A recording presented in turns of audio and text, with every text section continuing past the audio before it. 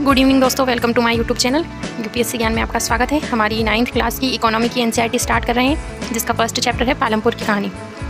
इसके साथ हमारी पॉलिटी की, ज्योग्राफी की एनसीईआरटी चल रही है, वो भी जिसने नहीं देखी है वो प्लेलिस्ट में जाकर देख लीजिएगा। ये हमारी इकोनॉमी की स्टार्ट कर रहे हैं, आज से फर्स्ट चैप्टर है, स्टार्ट करते हैं। इसमें हमें एक गाँव के बारे में बताया गया है और गाँव का एक दृश्य का यहाँ पर फोटो दिखाया गया है और उसमें हमको इकोनॉमी के बारे में बताया गया है गाँव की कहानी को समझाकर। तो हम स्टार्ट करते हैं। इस कहानी का उद्देश्य उत्पादन से संबंधित कुछ मूल विचारों से परिचय कराना है और ऐसा हम एक काल्पनिक गांव पालमपुर की कहानी के माध्यम से कर रहे हैं। मतलब हम क्या उत्पादन करते हैं, फिर उसको कैसे शहर तक या फिर जहां बाजार होते हैं, मार्केट होते हैं, वहां तक कैसे पहुंचाते हैं, इस कहानी के माध्यम से हमें बताया गया है।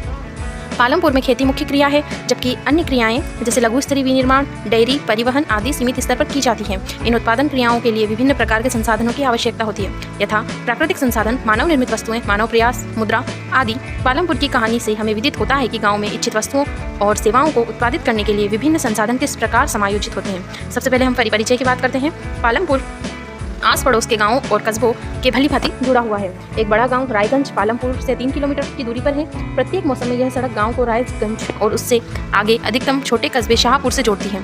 इस सड़क पर गुड़ और अन्य वस्तुओं से लदी हुई बैलगाड़ियां, भैंसा बग्गी से लेकर अन्य कई तरह के वाहन जैसे मोटरसाइकिल, जीप, ट्रैक्टर और ट्रक तक देखे जा सकते हैं। इस गांव में विभिन्न जातियों के लगभग 450 परिवार रहते हैं। गांव के अधिकांश भूमि के स्वामी उच्च जाति के 80 परिवार हैं। उनके मकान, जिनमें से कुछ बहुत बड़े हैं, ईंट और सीमेंट के बने हुए हैं। अनुसूचित जाति मतलब दलित लोगों की संख्या गांव की कुल संख्या का 1/3 है और वे गांव के एक कोने में काफी छोटे घरों में रहते हैं, जिनमें कुछ मिट्टी और फूस के बने हैं। अधिकांश के घरों में बिजली है। खेतों में सभी नलकूप बिजली से ही चलते हैं और इसका उपयोग विभिन्न प्रकार के छोटे कार्यों के लिए भी किया जाता है। पालमपुर में 2 प्राथमिक विद्यालय और एक हाई स्कूल है। गांव में एक राजकीय प्राथमिक स्वास्थ्य केंद्र एवं निजी औषधालय भी है। मतलब 2 प्राथमिक स्कूल है, एक हाई स्कूल है और एक स्वास्थ्य केंद्र मतलब हॉस्पिटल है और एक औषधालय का उपचार है, जहाँ रोगियों का उपचार किया जाता है। उपयुक्त विवरण से स्पष्ट है कि पालमपुर में सड़कों, परिवहन के साधन, बिजली, सिंचाई, विद्यालय, स्वास्थ्य केंद्रों का पर्याप्त विकसित तंत्र है। इन सुविधाओं की तुलना अपने निकट के गाँव के उपलब्ध सुविधाओं से करिए। मतलब ये तो एक हमसे क्वेश्चन पूछा गया है, पर इस गाँव में सब चीज़ उपलब्ध है, ये बताया गया है। एक काल्पनिक गांव पालमपुर की कहानी में हमें किसी भी गांव में विभिन्न प्रकार के उत्पादन संबंधित गतिविधियों के बारे में बताएंगी। भारत के गांवों में खेती उत्पादन की प्रमुख गतिविधि है। अन्य उत्पादन गतिविधियों में, जिन्हें गैर कृषि क्रियाएं कहा जाता है, लघु निर्माण, परिवहन, दुकानदारी आदि शामिल हैं। हम उत्पादन के बारे में कुछ सामान्य बातें जानने के बाद इन दोनों प्रकार की क्रियाओं पर विचार करेंगे। उत्पादन का संगठन। उत्पादन का उद्देश्य ऐसी वस्तुओं और सेवाएं उत्पादित करना है जिनमें हमें आवश्यकता है। वस्तुओं और सेवाओं के उत्पादन के लिए 4 चीजें आवश्यक है। पहली आवश्यकता भूमि तथा अन्य प्राकृतिक संसाधन जैसे जल, वन, खनिज। दूसरी आवश्यकता है श्रम मतलब श्रमिक, अर्थात जो लोग काम करेंगे।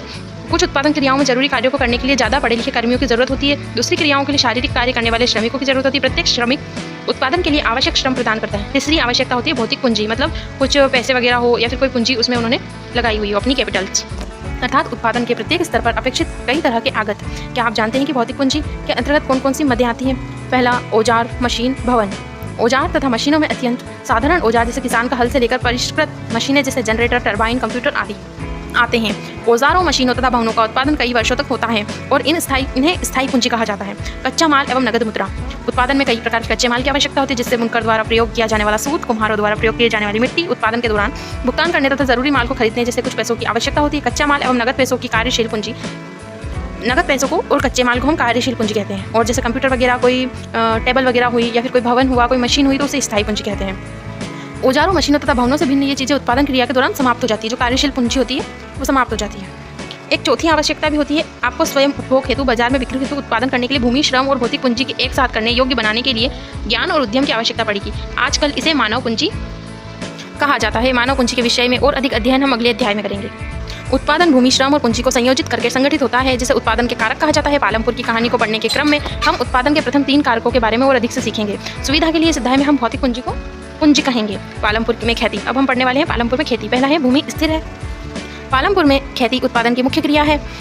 काम करने वालों में 75% लोग अपनी जीविका के लिए खेती पर निर्भर है। वे किसान अथवा कृषि श्रमिक हो सकते हैं। इन लोगों का हित खेतों में उत्पादन से जुड़ा है, लेकिन याद रखिए कृषि उत्पादन में एक मूलभूत कठिनाई है। खेती में प्रयुक्त भूमि क्षेत्र वस्तुतः स्थिर होता है। पालमपुर में वर्ष 1960 से आज तक जुताई के अंतर्गत भूमि क्षेत्र में कोई विस्तार नहीं हुआ है। उस समय तक गांव की कुछ बंजर भूमि को कृषि योग्य भूमि में बदल दिया गया था। नई भूमि को खेती योग्य बनाकर कृषि उत्पादन और बढ़ाने की गुंजाइश नहीं है। भूमि को मापने की मापक इकाई हेक्टेयर है। यद्यपि गाँव में भूमि का माप बीघा, गुंठा आदि जैसे क्षेत्रीय इकाइयों से भी किया जाता है। 1 हेक्टेयर मतलब होता है 100 मीटर की भुजा वाले वर्ग के क्षेत्रफल के बराबर। क्या आप हेक्टेयर के मैदान के क्षेत्र की तुलना अपने स्कूल के मैदान से कर सकते हैं?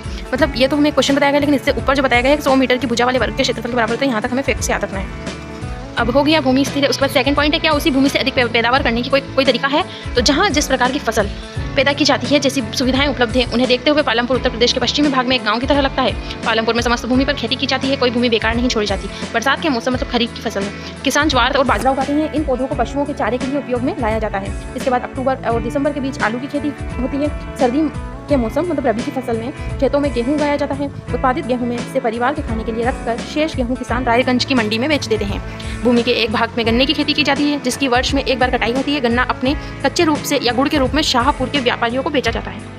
पालमपुर में एक वर्ष में किसान 3 अलग अलग फसलें इसलिए पैदा कर पाते हैं क्योंकि वहाँ सिंचाई की सुविकसित व्यवस्था है। पालमपुर में बिजली जल्दी आ गई थी। उसका मुख्य प्रभाव यह पड़ा कि सिंचाई की पद्धति ही बदल गई। तब तक किसान कुओं से रहट द्वारा पानी निकालने छोटे छोटे खेतों में सिंचाई करते थे।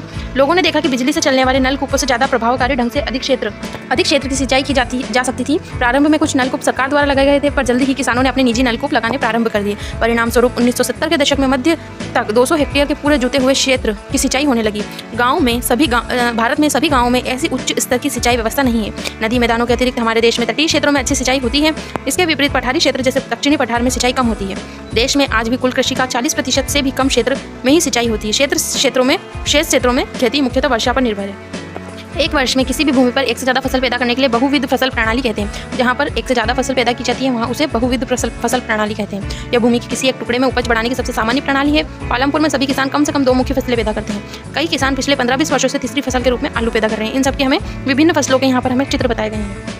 फिर हमें यहाँ पर एक सारणी बताई गई है जिसमें जुताई क्षेत्र के जितने आंकड़े हैं संबंधित वर्षों में वो बताए गए हैं। 1950 से 1951 129, उसके बाद ऐसे करके 2014-15 तक 155 हो चुके थे। अब हम आगे बढ़ते हैं। एक ही मौसम में पैदा की गई फसल के रूप में मापा जाता है।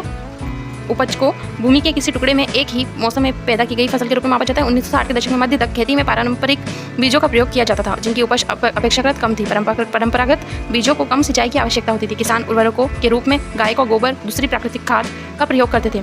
यह सब किसानों के पास तत्काल ही उपलब्ध थे, उनको खरीदना नहीं पड़ता था।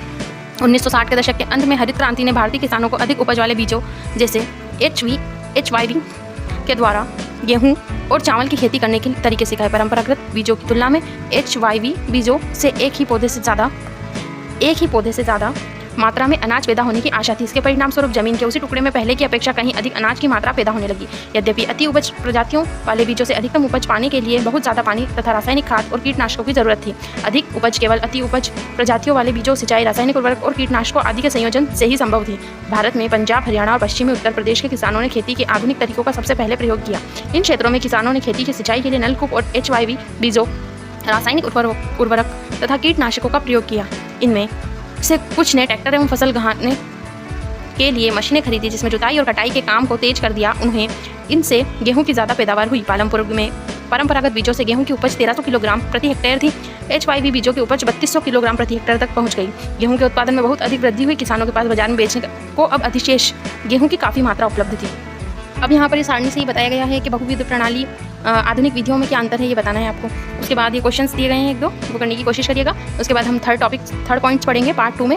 ये वीडियो ज़्यादा लंबी हो जाएगी, इसलिए इस चैप्टर्स के पार्ट 2 में कन्वर्ट कर देंगे इसको। अगर वीडियो अच्छा लगा हो तो लाइक करें, सब्सक्राइब करें। इसके आगे वाले पार्ट में हम नेक्स्ट वीडियो में मिलते हैं। तब तक के लिए